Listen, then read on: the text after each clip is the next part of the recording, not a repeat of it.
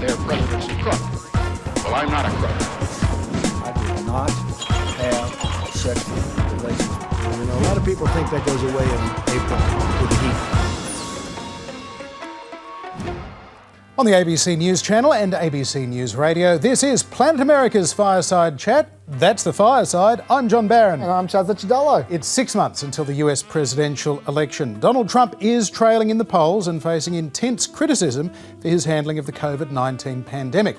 We'll speak to a former Trump advisor, Boris Epshteyn, who says his old boss will still beat Biden. We're also going to have more from our interview with Lucy Flores. She's the woman whose complaint against Joe Biden set in motion Tara Reade's allegations. All of that and more is coming up on this week's Fireside Chat. But first, as always, the numbers, John, with COVID. Let's start with the trend in daily cases. Today is still at 29,000 new cases, about 1.3 million cases overall. And you can see the 7-day average is trending down just slightly. But that is basically because of New York, which is improving. The rest of the country is essentially a flat line, maybe even going up a little. Then the daily deaths, 2,100 deaths again today. They are not going down. They're up to 77,000 deaths overall now. 7-day average appears to be falling a little bit more steadily than the cases, but once again, that's mostly because New York is improving. I actually think ex-FDA chief Scott Gottlieb put it pretty well. Around the nation, hospitalizations and new cases continue to rise. So there's about 20 states where we see a rising number of new cases. Illinois, Texas, Maryland, Indiana, Virginia, North Carolina, Tennessee have a lot of new cases on a daily basis. So 20 states, the cases are still going up. Not a lot to celebrate there for most of America. It's looking like it could go for some time. But Trump has an interesting spin on the numbers. Our death totals, our numbers per million people are really very, very strong.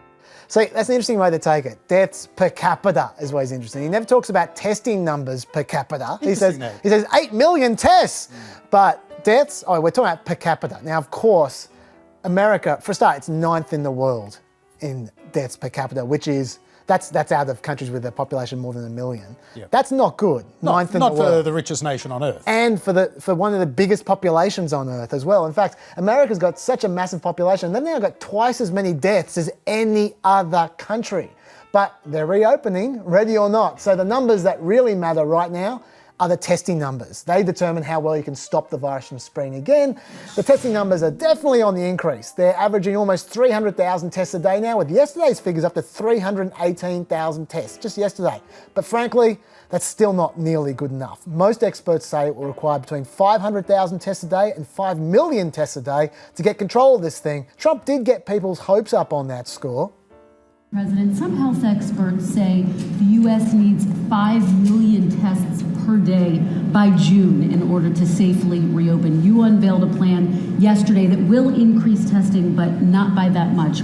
Why not? And can you get to that benchmark? Well, it will increase it, and it'll increase it by much more than that in the very near future. Wow, much more than 5 million tests a day. Wow. Unfortunately, the next day, it was a case of beep, beep, beep, beep. Somebody, this is a quote from Trump, somebody started throwing around 5 million. I didn't say 5 million, he said. Well, we will be there, but I didn't say it. I didn't say it. I wouldn't say it's overly reassuring, John. Yeah, I think you need one of those tricorder things when you tell people something like that. Yeah. So anyway, the tests are still like gold around America. There aren't nearly enough of them. Those super old geezers in Congress, they're not getting tested when they're in Washington because there just simply aren't enough tests to go around. And Maryland Governor Larry Hogan, he's gone the extra mile to protect the new tests he just bought from South Korea. Were you concerned that the federal government would try to take those tests out of your hands? We landed it there with a large contingent of Maryland National Guard and Maryland State Police. Is the National Guard in Maryland still protecting those tests? They are.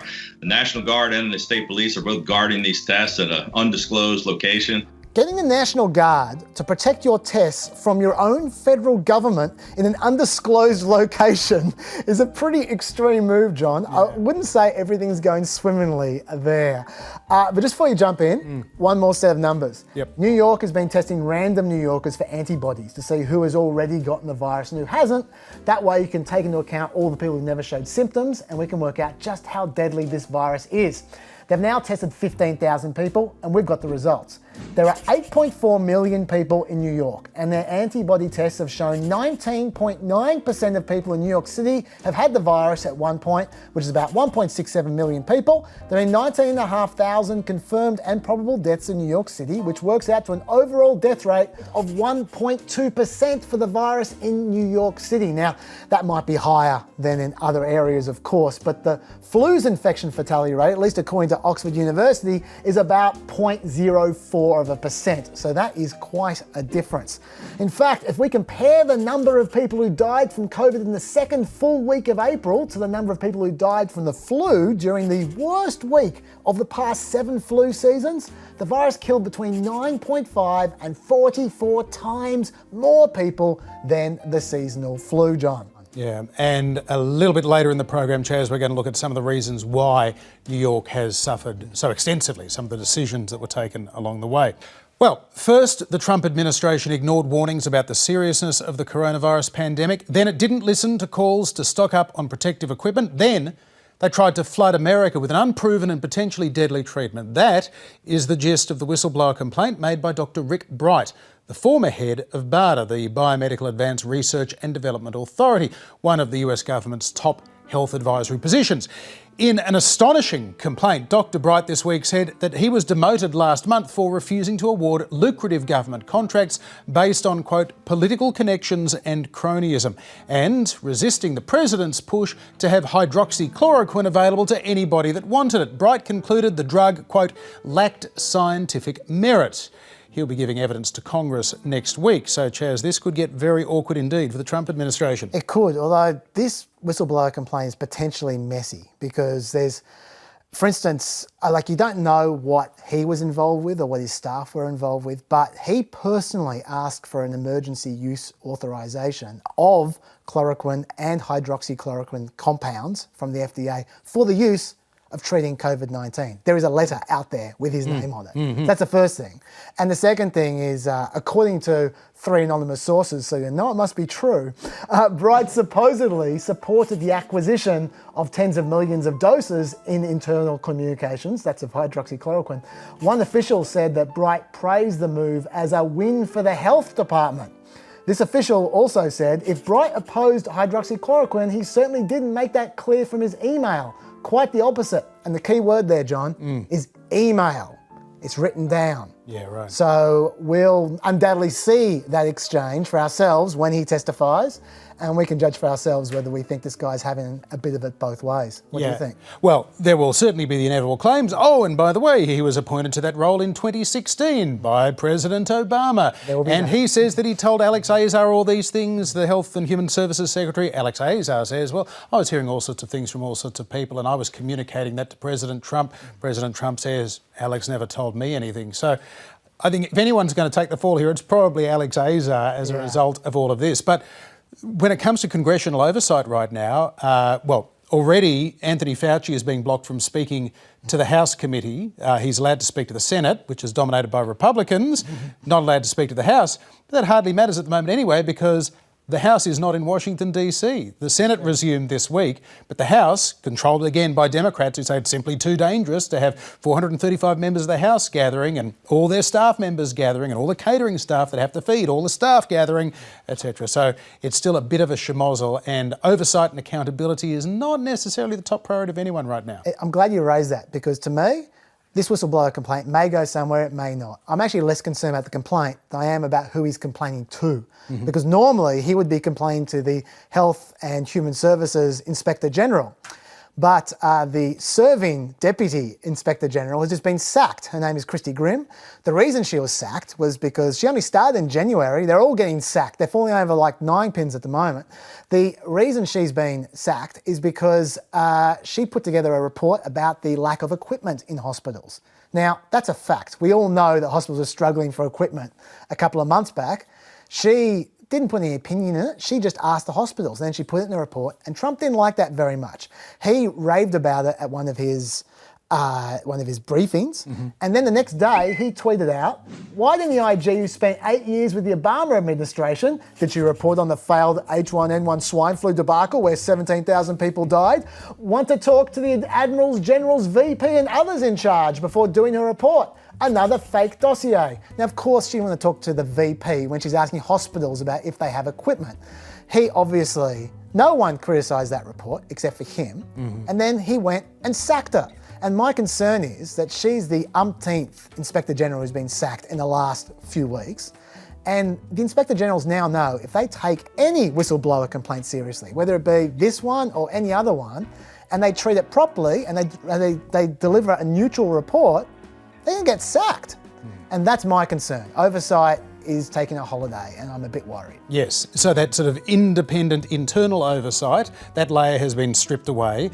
All of the people that are in acting roles that can just be removed very, very quickly. And then, of course, the lack of congressional oversight, either through non-attendance due to the pandemic, or the fact that a lot of the congressional oversight has been so highly politicised that it's ineffective because if you're on one side, it looks like a witch hunt. On the other side, it looks like a cover-up.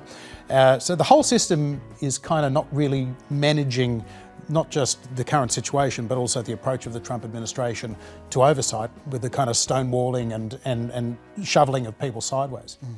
Well, a few weeks ago, we saw the updated version of the classic Ronald Reagan ad about the bear in the woods. Well, this week, the same group, the Lincoln Project, produced another ad referencing an old Reagan spot. Here's the original, one of the most successful campaign commercials in history, 1984. It's morning again in America. Today, more men and women will go to work than ever before in our country's history. With interest rates at about half the record highs of 1980, nearly 2,000 families today will buy new homes, more than at any time in the past 4 years. It's morning again in America. And under the leadership of President Reagan, our country is prouder and stronger and better. Why would we ever want to return to where we were less than 4 short years ago? And 49 out of 50 states agreed. Well, here is the new morning in America, this time spelt a little differently. There's morning in America. Today, more than 60,000 Americans have died from a deadly virus Donald Trump ignored. With the economy in shambles, more than 26 million Americans are out of work, the worst economy in decades. There's morning in America. And under the leadership of Donald Trump, our country is weaker and sicker and poorer. And now, Americans are asking, if we have another 4 years like this, will there even be an America? Now, maybe a little bit of overreach there, but It's a bit unfair. weaker, sicker, poorer, though, could catch on. We have talked about the Lincoln Project before. It's a group of basically never Trump Republicans, including campaign veterans like John Weaver and Rick Wilson, as well as the lawyer George Conway, who you might recall worked on the Trump campaign in 2016, but has since become a pretty frequent critic of the president, despite the fact that his wife, Kellyanne Conway, remains one of Donald Trump's top advisors. Well, Donald Trump didn't like that ad one little bit, and he vented that in a rather remarkable series of tweets this week, including this.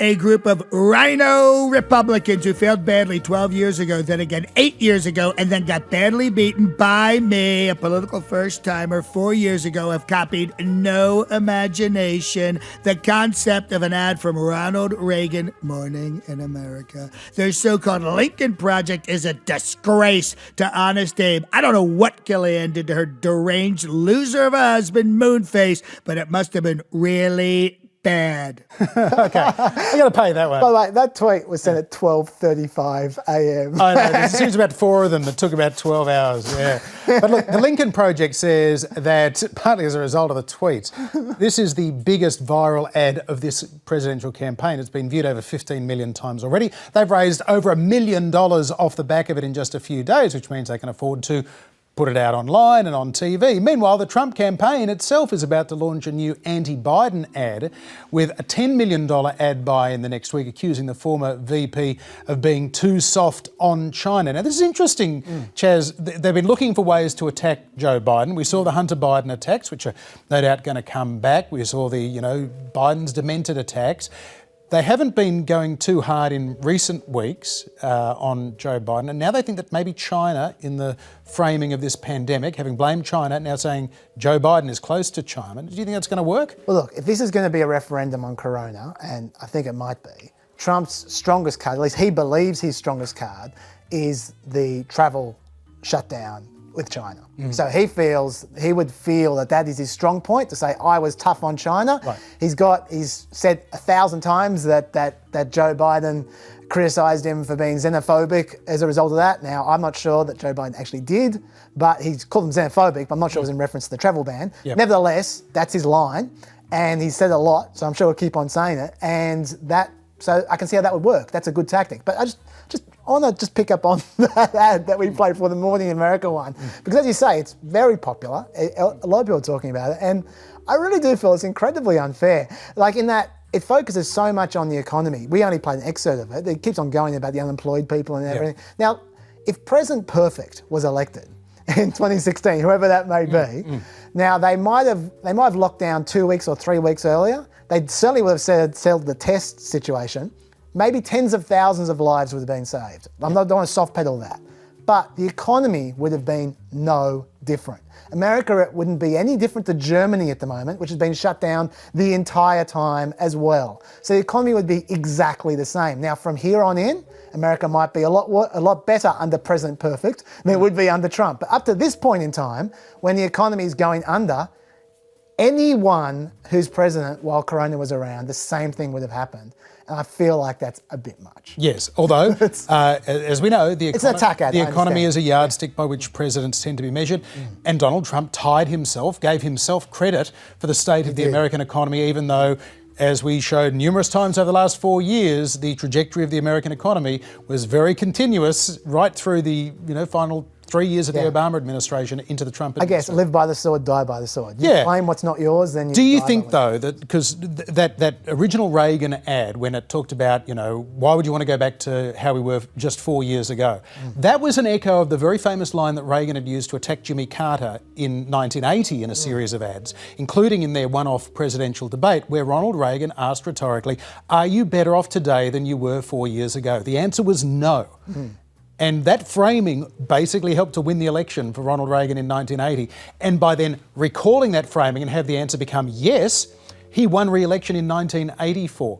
The Reagan test, are you better off now than you were 4 years ago, is often applied to first-term presidents. The answer now is no, and the opinion polls in the last week for the first time are saying the majority of Americans are saying, no, I'm not better off. Now, they're not yet blaming Trump for that, because they recognise that this is an extraordinary situation, a pandemic. But at some point, if they say, well, not only is the economy terrible, but 150,000 or 200,000 people are dead as well as the economy being terrible. That's the mortal danger for Donald Trump right now. If it's the worst of both worlds, we didn't save lives and we didn't save the economy, then he's in trouble. Which is, of course, why Donald Trump's trying to make himself a war president and to just change that framing completely, and just to wrap himself in the flag and say, I'm defeating the invisible enemy. This is his ad. We built the greatest economy the world has ever seen, and we're going to do it again. Together we're beating back the invisible enemy. What the federal government did was a phenomenal accomplishment. Through it all, the world has witnessed the unyielding resolve of our incredible American people. Promise made, promise kept. And I'm fighting for you, and I love doing it with everything that I have. And you know that. With the grace of God, we will win this war, and we will win this war quickly. And we will make America great again. I don't like ads that have got people chanting. It's just a little bit too Nuremberg for me. That's a bad move. That ad certainly goes hard on the schmaltz, but that's the ticket. If you want to be the war president, that's the ticket. Do you remember 2002, 2003? Lots of schmaltz. Yeah, absolutely. I will say though, just go back to the other ad for a second. I can see why Trump's so concerned about it, because that might not resonate for millennials, that ad, but I'll tell you who will remember the Reagan ad and remember everything you just said. They were the people who really were into Reagan, which were the white, working class, independent types. So-called Reagan Democrats. Who are now old. Yeah. White, working class, old people You know who I'm describing? I'm describing potential Joe Biden voters right there. Yep. That's who they're trying to hit. And so I can see how Trump would get nervous about that kind of thing. I should say as well that this corona thing, this is potentially terrible for Trump, because I saw a really interesting poll about this just the other day. This is really revealing. Across America, there was 51% approval for Trump's handling of the coronavirus crisis, which is pretty good, but it's not an even spread. Look at these states. Michigan, 36%. Wisconsin and New Hampshire, 39%. Pennsylvania, 40%. Minnesota, 42%. Texas, 44%. Arizona, Iowa, 45%. Georgia and Florida, 47%. That's quite a collection of states there, John. Especially Michigan, Wisconsin and Pennsylvania, the three most important states in the election. So this message war is incredibly important for Trump. Yeah, it absolutely is. And clearly so much of this is now going to come down to when we look back on April turning into May 2020 and the decision to push to reopen the American economy. Did that save the economy, save jobs and get America back to an era of prosperity? Or did it just open the door to a second wave that was even more deadly than the first? And unfortunately, probably Donald Trump's re-election hopes are going to be measured in dead Americans between now and November. If there is a second deadly wave, which a lot of the experts are warning because they're reopening while there's at best a plateau in new infections and deaths across the states that are reopening. If we see another uptick, particularly come the autumn in the United States, then you'd have to say that President Trump is in significant trouble. But this week, of course, marked 6 months until the election, and former Vice President Joe Biden is currently enjoying a very solid lead over Donald Trump in the average of national polls. Just over 5 points this week, according to Real Clear Politics, but within that average, there is a Monmouth poll which has Joe Biden 9 points in front, and then there's an Investors Business Daily poll which has the pair tied nationally with a big undecided. Remember though, given his electoral college advantage, Donald Trump can potentially lose the popular vote by 2 or 3 points and still hold on to the White House this November. There was also a bit of good polling news for President Trump this week, rebounding to his high point in the Gallup poll, up 6 points from mid-April to the end of the month, back to 49%, Chaz. Yeah, and on that, I think it was Monmouth poll you said, which where Biden was ahead 50 to 41. There's a real interesting other aspect of it, which was they threw a mash in there as well. This is the first time we've got new polling on a mash. And it went from Biden ahead 50 to 41 to Biden ahead 47 to 40 with a mash on 5. So Biden, a mash knocked 2 points off Biden's lead, which might answer the question, who does a mash hurt more out of Biden or Trump? Seems to be Biden. One other thing, you talked about the polls are all over the place, and they are. Reuters has it very close, Biden ahead by 2 points. But the really interesting thing about that is, just to go to your point before, when you were saying about people aren't blaming Trump yet for the economy, out of who you trust to create jobs, Trump was ahead by 13 points. Now, I know the unemployment figures are out tonight, and that's the first time this starts to get real as far as huge job losses go. So that might change, but 13 points ahead on jobs is a good place to start. Yeah, which says that ad is framing a good message for Trump. They have to get rid of all the Keep America Great t-shirts and caps, but go back to Make America Great Again, as we were before the pandemic. So the old slogan actually works. But how are supporters of President Trump feeling about his prospects 6 months out? On the one hand, history says that more presidents win a re-election than don't, but of course, on the other hand, no president who has been behind their likely rival at this point of the campaign has gone on to win. In fact, no president has ever been before their opponent 6 months out, even the ones that lost. Let's talk about some of these issues with Boris Epshteyn. He's a Republican political strategist who was an advisor to Donald Trump during his 2016 campaign. He then served as a special assistant to the president in the early days of the Trump administration. Later, Boris was a staunch Trump advocate with the controversial must-run opinion segments that were run on the Sinclair network of stations in the US. Boris Epshteyn, thanks for being with us on the Fireside Chat. Thank you so much, John. It's good to be with you. Good to talk to you. Good to talk to you, Chaz, as well. As I recall, Boris, the last time we all spoke was 4 days before the 2016 election. And on that day, you told us that Donald Trump was going to win Pennsylvania, Michigan and Wisconsin and win the election. All the public polling at that point was saying Hillary Clinton was way in front. Tell us, was that wishful thinking on your behalf, or did you know something?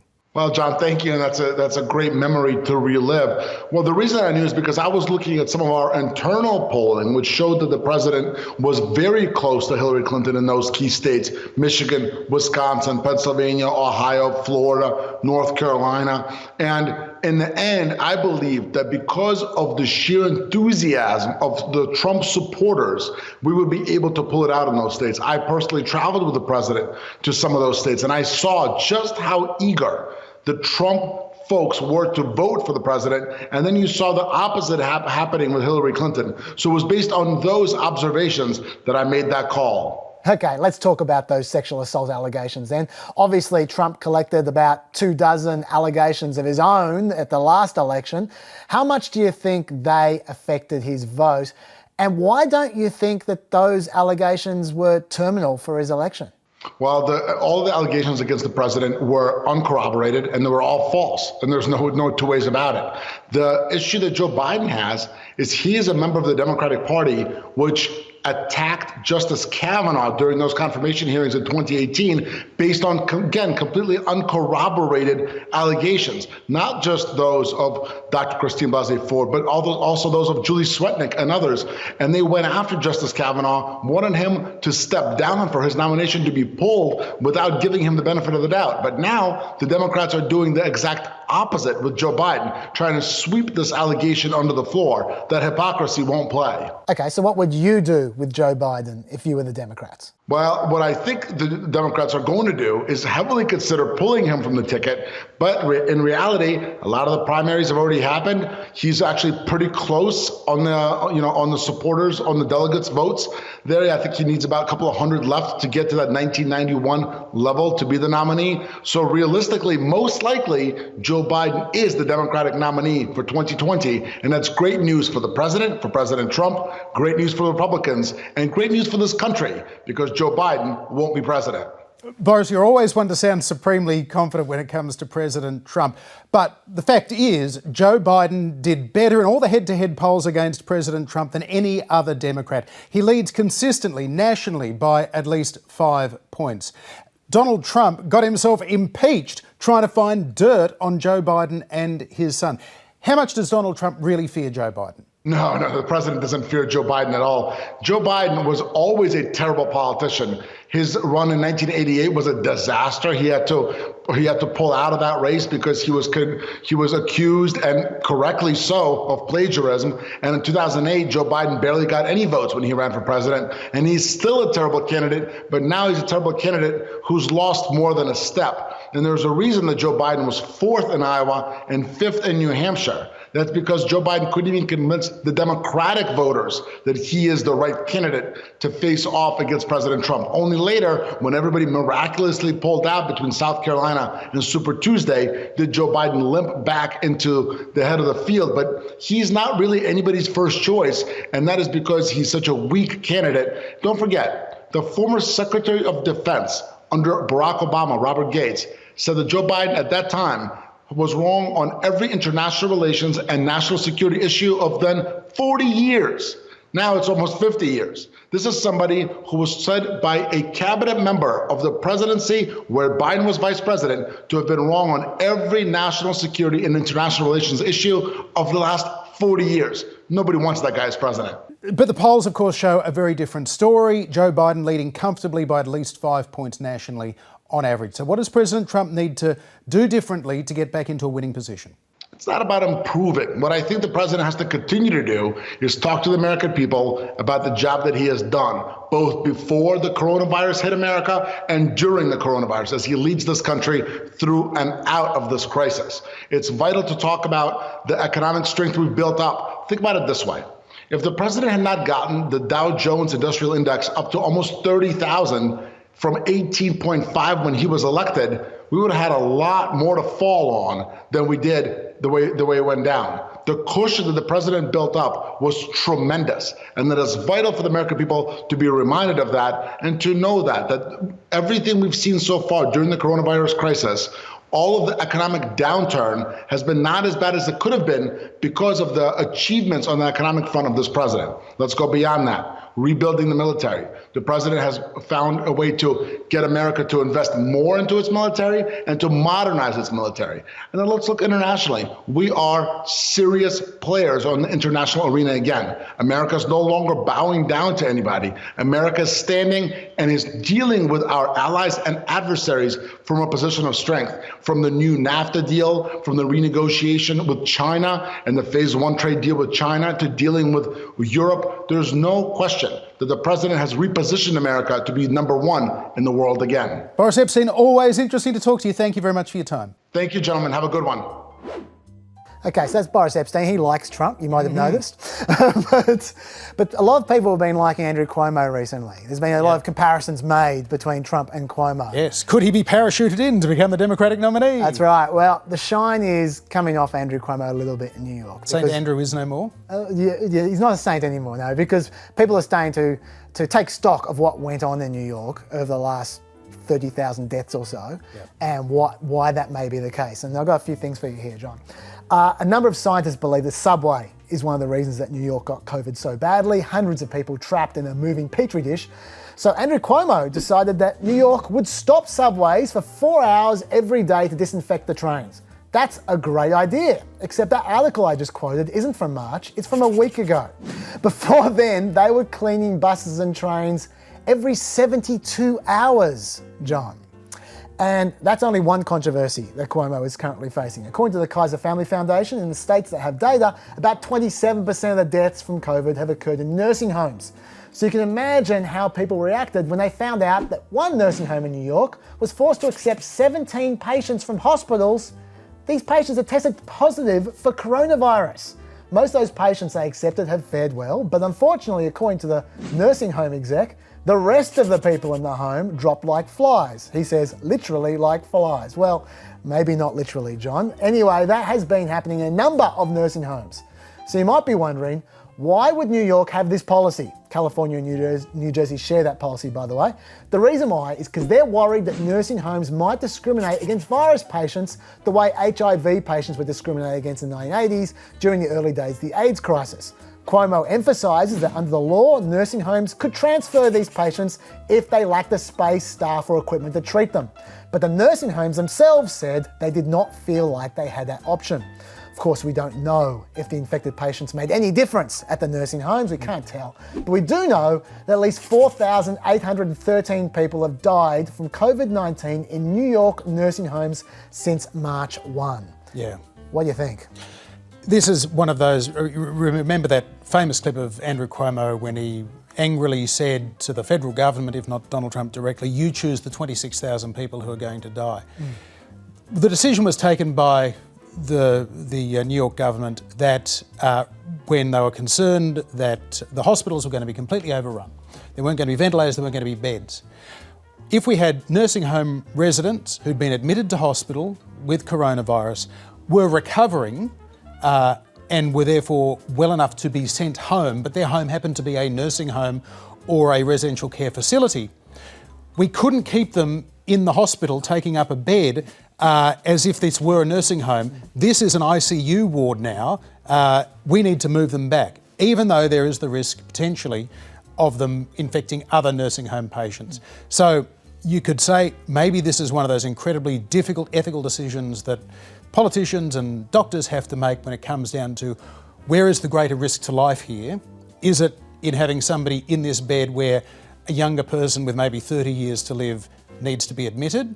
Or is it to this 80-year-old who we send back to their nursing home who might infect a nursing home worker who might then go to the next room? Now, they said that they were confident that the protocols were in place at these nursing homes, that COVID patients were being isolated from the rest of the community. These nursing homes were locked down at that stage, no visitors coming in and out. But of course, when you've got a high proportion, 50% or more of nursing home patients with dementia, who are often wandering out of rooms unless you're physically locking them in there, they don't necessarily stop touching their own face, much less touching other people. It's a recipe for disaster. That's why currently about a third of all US fatalities, about 25,000 nursing home residents.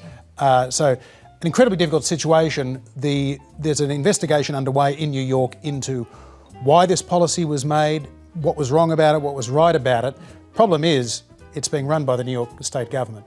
It's investigating itself. So there's a clear conflict of interest here. There's a clear problem. Yeah, I suppose what I would say is that, I mean, you put it very well there about the difficulty facing New York, but in hindsight, put them up in a hotel. Like South Korea, Taiwan, those kinds of countries, they constantly isolated people who had corona. Not just old people, all people who had corona were put up in these hotels. And in fact, New York is doing that right now. Now they're putting people, not old people, but all people with corona, they're putting them in hotels. For some of them, that may have been appropriate, but of course, for a lot of nursing home residents, they can't feed themselves, they can't toilet themselves or shower themselves. You can't put them in a hotel room without a carer. Now, you could turn an entire floor of the Intercontinental New York into a nursing home of COVID patients if you had the staff to do it with the personal protective equipment to manage it, and maybe that was an option. Maybe that would have been a better option, I guess. We'll hopefully find out because, again, if we're talking about second and other waves of this to come, they need to manage this because people over 65 are going to be just as vulnerable to those subsequent outbreaks.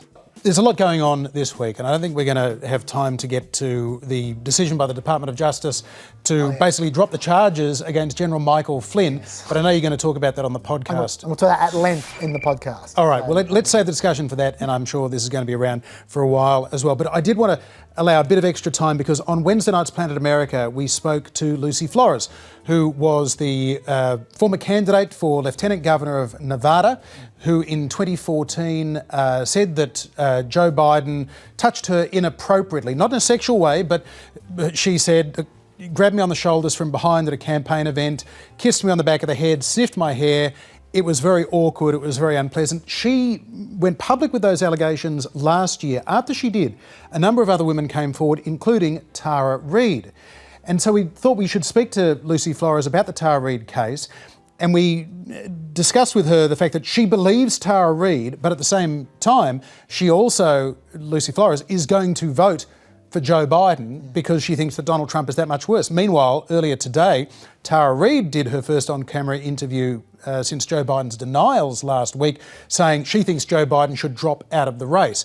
But we talked about this conundrum that the Democrats now find themselves in with Lucy Flores. Here's some more of what she had to say. How do you feel Joe Biden has dealt with Tara Reade's allegations so far? I think he's done a terrible job in the same way that he has dealt with so many other instances of bad choices and bad behavior that he has done in the past. He unfortunately has a very big problem with acknowledging mistakes and acknowledging issues. It took him 30 years to address the way in which he handled the Anita Hill, Clarence Thomas hearings here and actually call her and do a quasi-apology because according to Anita Hill, he never apologized. She did not consider his call an apology. He's never apologized to me. It took him almost, I think, 3 weeks for him to personally acknowledge these allegations against him. And the only reason why he's done any of this is because he was pressured into doing so. And that just begs the question, what kind of leadership are you offering us if you constantly have to be pressured to not only try to do the right thing, but at the most basic fundamental level, at least acknowledge it? It's a year now since you raised your concerns about Joe Biden's behaviour. That inspired Tara Reade to come forward with her initial complaint as well. In that year, have you had any contact with Tara Reade? I have talked recently with Tara Reade. I connected with her once. She actually reached out after I first published my story and said that there was several incidents that she had had with Joe Biden. I referred her to other reporters that she could talk to. She started telling her portions of the story. I talked with her recently just to offer her, moral support. I understand what it takes to put yourself out there in this way, and I understand the type of harassment, she's reported getting death threats. It's just such a difficult thing for women to do. And the type of harassment that you endure and judgment and slights to your character and just all kinds of awful things that you subject yourself to when you decide to speak out against a powerful man this way. And what about Joe Biden? Have you heard from him at all? Joe Biden has not reached out to me, no, never. And I tell people that shouldn't surprise anyone because, as I already noted, it took him 30 years to reach out to Anita Hill. So why would he reach out to me? You obviously know a bit about what it's like to accuse Joe Biden of sexual misconduct. So what's the experience like? What's Tara Reade going through right now? Well, I do want to clarify that I talked about my experience with him. I certainly do not call it an allegation, and I did not characterize it as sexual misconduct. It is on the spectrum of sexism, of arrogance, of having my bodily space, my body being made to feel uncomfortable, which is what 7 other women said as well. It is certainly not, it does not rise. I do not consider it to rise to the level of an assault or sexual harassment. That being said, it was something that needed to be treated with the seriousness that it was not getting. And that's why I decided to say something publicly about it. And in doing so, I did open myself up to all of the typical ways in which women are tried to be discredited, the personal attacks, the questioning of my motives, the just the personal insults that you receive on a daily basis, the scary attacks that you get, the emails that wish death upon you, that wish violence upon you. I mean, it really is just, I just, sometimes I don't even have the words to describe it. It's emotionally exhausting. It's physically exhausting with the amount of stress that you experience. But I think it's also important because if we don't use our voices, if we constantly allow this fear to keep us silenced, then how are we ever going to make progress? Of course, voters heard similar and worse allegations around Donald Trump in the lead up to 2016. He won that election. Is the unfortunate truth here, the majority of Americans just don't care? Yes, I would agree with that. Women are still very much second-class citizens. We are treated differently. We're judged differently. Our leadership is looked at differently. There's a reason why the United States has never been able to have a female president and why many countries throughout the world haven't had female presidents. It's all ingrained sexism. It is conscious and unconscious bias. All of those things are contributing to the situation that we have now, where we literally have someone who very probably is a rapist and is certainly a sexual harasser in the White House currently. But we have to continue to speak about this. These are uncomfortable conversations, and there will be lots of people who will harass me because I'm saying these things. There are lots of people, including women, who don't agree with a lot of the things that I'm saying. And so it's really just persistence. We just have to keep at it. And I hope that everything that we're doing now makes a difference for little girls who are just being born and potentially in 30 years. What was occurring 30 years ago for me now will be something that is significantly different for them 30 years from now. That's all I can hope for. And Chaz, we're going to put up the full interview with both Lucy Flores and Boris Epshteyn on the website and on iView as well. That is all the time for this Fireside Chat. More at the same time next week, and hope you can join us on Wednesday night, 9:30 for ABC TV's Planet America. And join me and Dr. David Smith for the PEP podcast when we take an even deeper dive. You'll find it in all the usual podcast places. Good night.